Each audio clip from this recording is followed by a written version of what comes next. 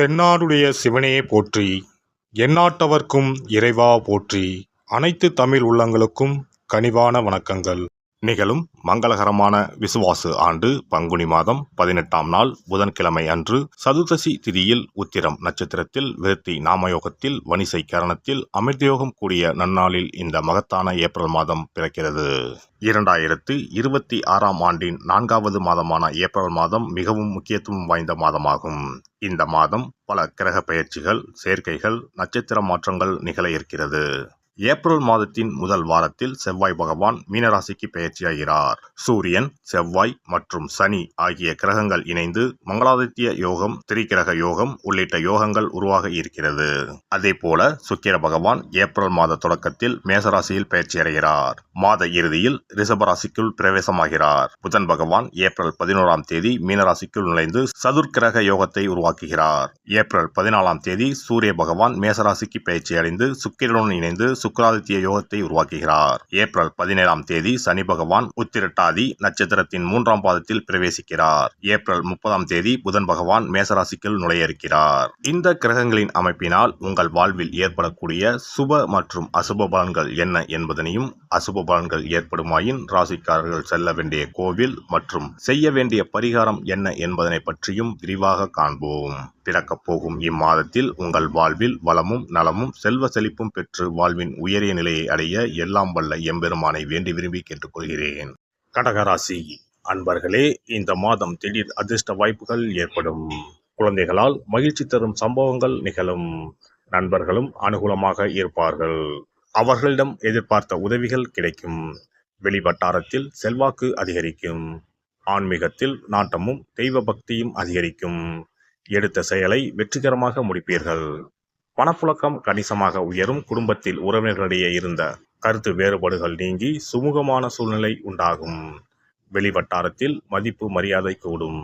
சிலருக்கு புதிய வீடு வாகனம் வாங்கும் வாய்ப்பு உண்டாகும். மாத பிற்பகுதியில் குடும்ப பெரியவர்களால் நன்மைகள் நடக்கும். நண்பர்கள் உதவிகரமாக இருப்பார்கள். புதிய ஆடை ஆபரணங்களில் சேர்க்கை உண்டாகும். ஆண்களுக்கு பெண்களாலும் பெண்களுக்கு ஆண்களாலும் சில பிரச்சனைகள் ஏற்பட்டு நீங்கும். சிலருக்கு வெளி மாநிலங்களில் இருக்கும் புண்ணிய ஸ்தலங்களுக்கு செல்லும் வாய்ப்புகள் உண்டாகும். ஆனால் உடல் நலனில் கவனம் தேவைப்படுகிறது. வாகனத்தில் சிறு சிறு பழுதுகள் ஏற்படக்கூடும். தாயாருடன் கருத்து வேறுபாடுகள் ஏற்படக்கூடும். தாய்வழி உறவினர்களிடம் அனுசரணையாக நடந்து கொள்ளவும். அலுவலகத்தில் அதிக பணிச்சுமை ஏற்படுவதால் மனதில் சோர்வும் உடல் அசதியும் உண்டாகும். உயர் அதிகாரிகளிடம் அனுசரித்து செல்வது எதிர்காலத்திற்கு நல்லது. சிலருக்கு திடீர் இடமாற்றம், பணிமாற்றம் ஏற்படக்கூடும். எதிர்பார்க்கும் சலுகைகள் கிடைப்பதில் தடை தாமதங்கள் ஏற்படக்கூடும். தொழில் வியாபாரத்தில் முன்னேற்றமான சூழ்நிலையே காணப்படும். உழைப்புக்கு ஏற்ற ஆதாயம் கிடைக்கும். பங்குதாரர்களுடன் இணக்கமான சூழ்நிலையே காணப்படும். ஆனாலும் மறைமுக பிரச்சனைகளை சமாளிக்க வேண்டி இருக்கும். மாத பிற்பகுதியில் கொடுக்கல் வாங்கல் விஷயத்தில் எச்சரிக்கை அவசியம். குடும்பத்தை நிர்வகிக்கும் பெண்களுக்கு உறவினர்கள் மத்தியில் மதிப்பும் மரியாதையும் கூடும். வாழ்க்கை துணையின் அன்பும் அவர் வழி உறவினர்களால் நன்மைகளும் ஏற்படும். சிலருக்கு வெளியூர் புண்ணிய ஸ்தலங்களுக்கு செல்லும் வாய்ப்பு உண்டாகும். அலுவலகம் செல்லும் பெண்களுக்கு சலுகைகள் கிடைப்பதில் தாமதம் ஏற்படும். வியாழக்கிழமைகளில் தட்சிணாமூர்த்திக்கு நெய் தீபம் ஏற்றி அர்ச்சனை செய்து வழிபடுவது நல்லது. சிறப்பு தொகுப்பு. கண் திருஷ்டிகள் அகன்று தடைப்பட்டு கொண்டிருக்கும் காரியங்கள் நிறைவேற செய்ய வேண்டிய பரிகாரம் என்ன என்பதனை பற்றி காண்போம். வாழ்க்கையில் நல்ல நிலையில் இருந்தவர்கள் கூட திடீரென்று பொருளாதாரம் இழந்து மன கஷ்டங்களுடன் வாழும் நிலை ஏற்படும். இந்த நிலை எதனால் ஏற்பட்டது என்று ஆராய்ந்து பார்த்தால் பெரும்பாலும் அவர்களின் மீதான கண் திருஷ்டிதான் காரணமாக இருக்கும்.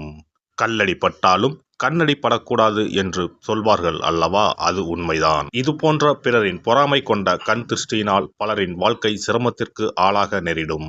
இது போன்ற கண் திருஷ்டிகளிலிருந்து எப்படி தப்பிப்பது? இருக்கவே இருக்கிறது எளிதாக கிடைக்கும் ஊமத்தஞ்செடி.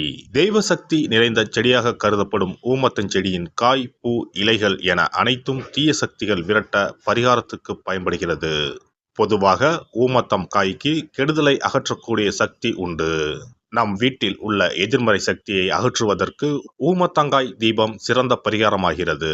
தெய்வீக மகத்துவம் நிறைந்த ஊமத்தங்காய் மற்றும் பூவையும் எடுத்துக்கொள்ளுங்கள். வீட்டுக்கு அருகில் இல்லை என்றால் நாட்டு மருந்து கடைகளில் கிடைக்கும். இந்த 2 பொருட்களையும் மஞ்சள் தண்ணீரை கொண்டு நன்றாக கழுவி விடுங்கள்.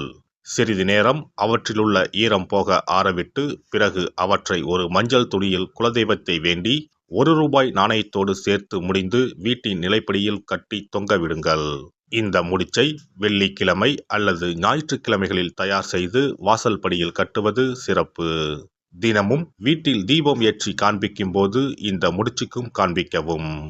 இதேபோல் ஊமத்தம் இலைகள் கிடைத்தால் அந்த இலைகளை சுத்தமான மஞ்சள் தண்ணீரில் கழுவிவிட்டு அவற்றை கொண்டு வீட்டில் இருக்கும் விநாயகருக்கு திங்கள் கிழமைகளில் தொடர்ந்து அர்ச்சனை செய்து வர வேண்டும். ஊமத்தம் பூவையும் விநாயகருக்கு சூட்டலாம். 3 வாரங்கள் தொடர்ந்து திங்கள் கிழமைகளில் விநாயகருக்கு ஊமத்தை இலையால் அர்ச்சனை செய்து ஊமத்தம் பூவை சூட்டி வழிபட்டால் வீட்டில் உள்ள கெட்ட சக்தி நடமாட்டம் மற்றும் கண் திருஷ்டிகள் தீரும். ஊமத்தம் செடியும் சிவபெருமானுக்கு உகந்த இலை ஆகும். இந்த ஊமத்தங்காய் வைத்து சிவபெருமானுக்கு தீபம் ஏற்றி வழிபடுவதன் மூலம் நமது பிரச்சனைகளில் இருந்து எளிதாக விடுபட முடியும். முதலில் 2 ஊமத்தங்காய்களை எடுத்துக்கொள்ள வேண்டும். அவற்றின் மீது முட்கள் இருப்பதால் மிகவும் கவனமாக கையாள வேண்டும். ஊமத்தங்காயின் காம்பு பகுதிகளை வெட்டி கொண்டு கத்தியை பயன்படுத்தி ஊமத்தங்காயின் உள்ளே இருக்கும் விதை பகுதியை முழுவதுமாக நீக்கிவிட வேண்டும். பின்னர் 2 அகல் விளக்குகள் மற்றும் விளக்கு வைப்பதற்கான 2 தட்டுகளை எடுத்து சுத்தம் செய்து அவற்றிற்கு மஞ்சள் குங்குமம் போட்டு வைத்துக் கொள்ள வேண்டும். பின்னர் 2 தட்டின் மீதும் ஒவ்வொரு அகல் விளக்கை வைத்துக் கொள்ள வேண்டும். அதன் பிறகு எப்போதும் பூஜை செய்வதற்கு வைப்பது போன்ற வெத்தலைப்பாக்கு, பழம் போன்றவற்றை வைத்துவிட்டு 2 விளக்குகளையும் ஏற்றி சிவபெருமானை மனதார வேண்டிக் கொள்ள வேண்டும். எனக்கு இருக்கும் பிரச்சனைகள் அனைத்தும் தீர்ந்து இன்பமான வாழ்க்கை கிடைக்க வேண்டும் என வேண்டிக் கொள்ள வேண்டும். இந்த பூஜையை வெள்ளிக்கிழமை அன்று தொடங்கினால் தொடர்ந்து 9 வெள்ளிக்கிழமைகள் செய்ய வேண்டும். ஊமத்தங்காயின் மீது எவ்வாறு முட்கள் இருக்கிறதோ அதுபோல நமது வாழ்க்கையில் இருக்கும் முட்கள் போன்ற பிரச்சனைகளை அவை தீர்த்து வைக்கின்றன. இந்த பூஜையை நாம் தொடர்ந்து செய்து வருவதால் நம் மீது இருக்கும் கண் திருஷ்டிகள் அகன்றுவிடும். தீராத துயரங்கள் தீர்ந்துவிடும். பணம், நகை நம்மிடம் பெருகி வரும். சிலருக்கு கையில் சுத்தமாக பணம் இருக்காது.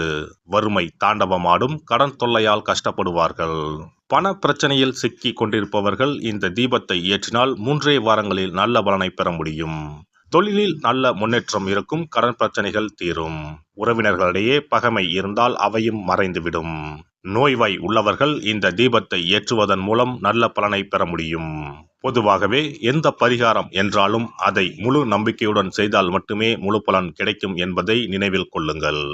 எல்லாம் வல்ல இறையருளால் நீங்களும் உங்கள் அன்பு குடும்பமும் உடல் நலம், நீலாயுள், நிறை செல்வம், உயர் புகழ், மெய்ஞானம் ஓங்கி வாழ்க வளமுடன். இந்த வீடியோ பதிவு உங்களுக்கு பிடித்திருந்தால் லைக் பண்ணுங்க, கமெண்ட் பண்ணுங்க, ஷேர் பண்ணுங்க. மறக்காம சப்ஸ்கிரைப் பண்ணுங்க. பக்கத்துல இருக்கிற பெல் பட்டனை கிளிக் பண்ணுங்க. நன்றி, வணக்கம். ஓம் நமச்சிவாய. சிவாய